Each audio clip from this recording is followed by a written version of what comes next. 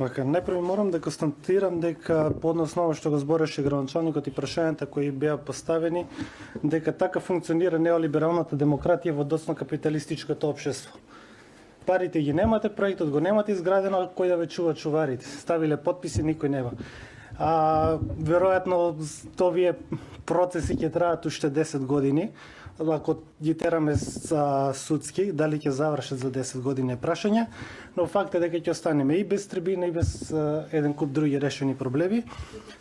И заради тоа ние сме како партија единствени кои се залагаат за ваквите проекти да ги изведуваат државни субјекти и јавни предпријатија наместо овој приватен систем на функционирање каде што ни пари имате, ни реализиран проект имате, останувате со празни раци. Да преминам на завршната сметка. Искрено и овде потенцирав претходно еден проблем, тоа е дека ова завршна сметка е резултат на буџетот кој е проектиран од претходниот советнички состав и во 3/4, во 3 квартали е реализиран од претходниот градоначалник. И сега прашањата кои ги поставија советниците и оние што би требало да ги поставиме денес, реално немаме кому да му ги адресираме. Го немаме претходниот советнички состав, го немаме претходниот градоначалник и сега ние можеме само да поставуваме прашања кои администрацијата ќе ни ги одговори технички. Но дел од овие прашања се политички, не може администрацијата со техничкиот одговор не може никако да даде допринос на односно тоа што ни треба и ова веќе го сугерирав претходно да не се повторувам за истото. И ќе преминам, пошто нема кому да му се адресираат овие прашања, ќе преминам само на главниот дел, на неколку заклучоци кои ги изработивме со економскиот тим. Значи, она што мора да се констатира е тоа дека во буџетот е предвиден приход поголем за 19%, во претходната проекција, а реалното остварување е само зголемување за 5,2%, што е едва четвртина раст од предвиденото, што кажува и на лоша проекција, веројатно и на лоша реализација. Втората работа која треба да знаат граѓаните е дека долгот кон домашните задолжувања се зголемени за 8 милиони денари.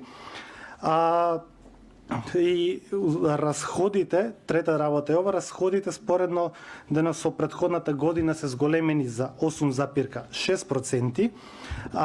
Понатаму имаме еден куп ставки за кои не можеме да ги адресираме прашањата, ќе можеме да ги прерипнам, но имаме дел од ставките во расходната страна кои не се конкретизирани, не знам зашто се потрошени, се добива впечаток дека нешто се прикрива, не знам, други материјали и специјална намена 2 милиони, други договорни услуги 5,2 милиони, не знам, имаме такви 10-12 ставки, не знам, изградба на други објекти, друга не знам, прилично голема е листата на вакви ставки и она што е најважно е како завршуваат нашите пари, народните, и како ние ги прерасподелуваме.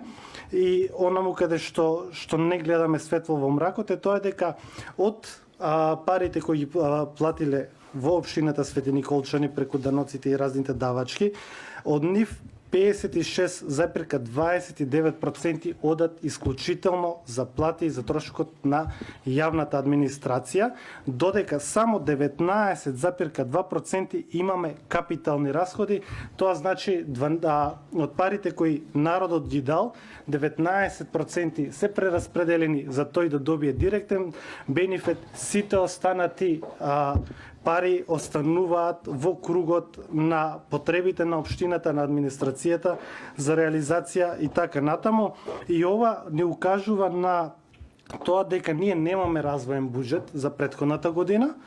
Ова е премногу ниска ставка, само 19% завршуваат во капитални проекти. Ние не создаваме нова вредност, ние немаме нови компании кои ќе го зголемат буџетот и цело време имаме приближно ист буџет. Немаме некакво одскокнување кое значи конкретен економски раст во општината и би заклучил со тоа дека проблемот не е само во овој претходниот буџет, туку и буџетот кој беше гласан во месец декември е нешто слично на ова. Значи, капиталните расходи повторно не гледам дека ќе се реши овој проблем. Капиталните расходи повторно се ставени на многу ниско ниво, додека народните пари, најголем дел од нив трошат заминуваат во административните услуги. Благодарам.